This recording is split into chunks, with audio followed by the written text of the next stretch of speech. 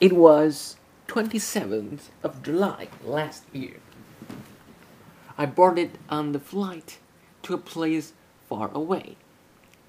I knew that within 24 hours, the sky will change from bright to dark and dark to bright again, and the plane will land in California. I'd never been so far from home before. I was born in Xi'an, China, and I grew up there. In the past 18 years of my life, I had never been to another country other than China. In my last year of middle school, however, I received a flyer which said that there was an international center in the senior high school that focuses on sending students abroad for college. When I showed the flyer to my parents, they had different ideas. I was the only child of them, and my mother loved me so much, so she was reluctant to let me leave her. But my father agreed to send me abroad, so they had a discussion. Let's send him abroad for college. But I feel loath to let him go alone for that far a distance. How can he take care of himself? I'm worried. Come on. He is already a teenager, not a kid. Why not let this be an opportunity to train him? Furthermore, his uncle is working there and is prepared to help him. Fine then. So, you agree to send me abroad? Yes, why not? I was excited to hear that because I knew this meant that I would leave China in 3 years. And not just that, I'm going to another continent. However, it also somehow brought scruples to me, because I always had my parents and grandparents to take care of me, and we often traveled and spent festivals together. The fact that I was going to leave them soon made me realize that what I should do and how will my life be in such a new place had all became uncertain questions. But my experience abroad later shone in certain that my choice was not wrong. The day to leave came finally. On July 27th, a sunny day, my parents, grandparents, aunt, uncle-in-law, and cousin all came to the airport to bid a farewell to me. They promised me they won't cry. However, when I reached the security check, they couldn't step forward anymore. They decided to give me a hug one by one. My mother hugged me at first, and when she was hugging me, I heard her sobbing, and I saw tears running down her cheeks. My father was a soldier, so he seldom cries. But that day, as my father hugged me, on his face I saw his tears. My grandfather refrained from crying, and my grandmother cuddled me in her arms tightly, and seemed not willing to relinquish her hold. At the moment, I felt her arm so strong. My uncle-in-law is an English professor who has given me lots of help on my English. So, I had a loving hug with him. My aunt also hugged me, but after that, the word she said touched the softest part of my heart.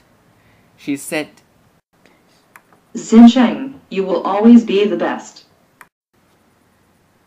Then, after kissing my cousin, I went for the security check. When I turned around, I saw the family members all standing there waving to me. I kept telling myself, don't cry, But that moment, I couldn't control my feeling anymore, and tears ran out from my eyes.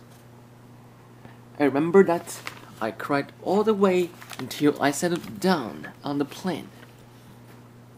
Then, when the plane slowly climbed above into the sky, I saw the city became lower and lower below. Thinking that I will truly leave the city, which had been so familiar and warm to me, I felt even more upset. I kept on sobbing, and it took half an hour for me to calm down completely. I told myself to be prepared to begin a new life with passion and hope, and with enthusiasm and expectation to change my life into a new system and a new version. Finally, I arrived in this new place, and my new life began. Before school began, I stayed at my uncle's home. I had a cozy room to sleep, and my aunt cooked for me. And my uncle's naughty daughter often created games to play with me, so I felt quite happy. However, 4 days later, I had my first video chat with my family members at night. Fortunately, people who came to the airport that day were all online, so I chatted with them all. In China, when I talk to them, I feel ordinary. But that day, I had a special feeling. I felt so sweet that after chatting, I went to bed and tears dropped down again, and I couldn't fall asleep for hours. Several weeks later, I had to leave my uncle's home for school. I thought college's students would be so mature. I've seen movies, and many of them take drugs, and some of them behave violently. However, after a few days of orientation, I found that reality is the opposite. People are friendly and warm-hearted, which made me feel warm. Then, a week before class began, I moved all my luggage to the international house, where I would live during the semester. The first time I went into our house, I saw a lady. Hello, my name is Leanne and I'm the director here. Oh, I'm Xinjiang from China. Nice to meet you. Nice to meet you too, so let's check. Oh, you're in room 24. Let Natasha take you there. Then a girl came. Hi, I'm Natasha. I'm one of the resident advisors here. Whenever you need help, you can always ask us. Oh, that's very nice. I'm Xinjiang from China. Let me show you your room. From that day, I began to blend with my college life. Every day, I went to different classes at different time periods. And there are many events held at the iHouse. For example, we had pancake breakfast last October.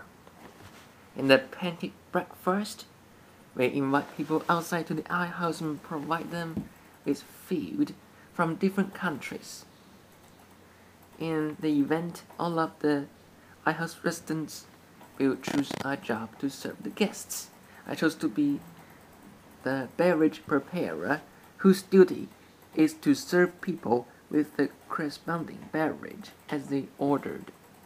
It was a simple job, but I experienced serving people for the first time in my life, and my social skill was getting improved. This coming March, there will be another pancake breakfast. Until now, I've already been in America for more than half of a year, and one semester of university has passed. Of course, I've been accustomed to my new life. What is more, its experience had trained me and shaped me. In this half of a year, I've experienced so much. I've experienced the exhaustion from staying up late to do the big assignments, as well as the pride from getting A+ in pre-calculus. And I have also experienced the depression from failing the midterm for kinesiology. However, from the experience of studying abroad, I learned to be independent. I learned to stand on my own feet. Because here in the university, I am alone. Just like all other students, I don't have my parents standing beside me anymore. So I should learn to take care of myself. I remember I had a severe cold this January, but no one was there to take care of me because I was quite sick. So I had to take care of myself. I also needed to cook and to wash clothes by myself. In fact, I couldn't do all of these things in China, but I developed those skills here. Also, when I study, I think independently and take responsibility for myself. Finally, I need to say I was not a very social person in China because there were not enough opportunities for me to train the social skills. And I didn't have many friends. But here, from workshops, teamworks, and different events at our house, I talked more to others and suddenly I got more friends. Therefore, in all these ways I grew up. And it was the decision to study abroad that helped me. I will continue to cherish this opportunity and try to become more mature in this big community in the following years.